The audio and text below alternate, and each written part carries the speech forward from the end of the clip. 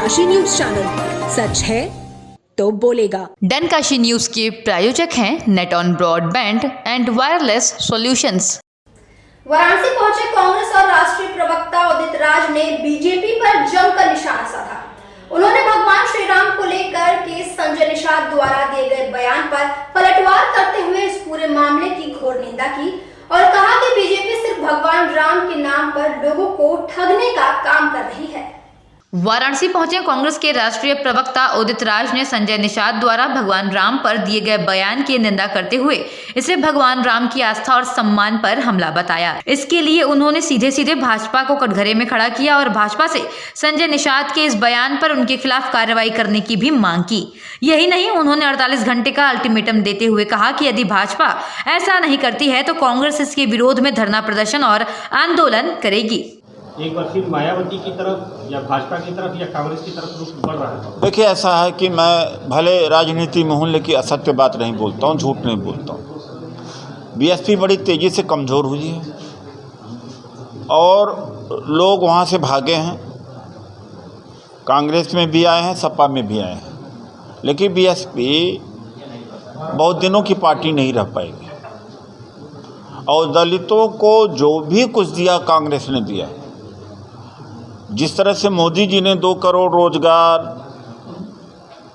या 15 लाख खाते में आएंगे, भारत को सम्मान दिलाएंगे, ऐसे इसी तरीके से मायावती जी ने भी कहा हम सत्ता में आएंगे। अब सत्ता बहुत बड़ी चीज़ है। 16% दलित हैं, उनके बूते कैसे सत्ता में आ गए? आपने बैकवर्ड और मुस्लिम से कोई एग्रीमेंट ले लिया है कि हम सत्ता में आ रहे हैं?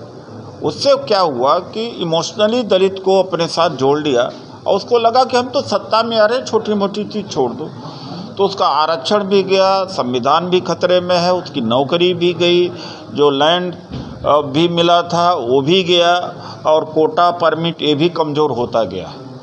तो दलितों को अब सोचना चाहिए, चाहे स्पेशल कंपोनेंट प्लान हो, ट्राइबल सब प्लान हो, SC/ST एक्ट हो, फ्री एजुकेशन हो, फीस नहीं लगती थी, कोटा है, परमिट है और तमाम जो सुविधाएं भूमिहीनों को भूमि सब कांग्रेस ने दिया था। कांग्रेस के अलावा किसी कोई दल ने कुछ दिया नहीं था। लेकिन घृणा, जिस तरह से बीजेपी घृणा फैला करके लोगों को इकट्ठा करते, वैसे इन्होंने घृणा फैला के किया। तिलक तराजू और मारो तारो तलवार। तो घृणा अगर पैदा करोगे दूसरे के प्रति तो लोग आकर्षित हो जाते हैं। अब दोनों साफ नाथ नाक नाथ कह दिया, बीजेपी कांग्रेस सबको कह दिया और उनसे अलग कर दिया। वो जाएं तो जाएं कहाँ? फंस गए बेचारे। Less solutions.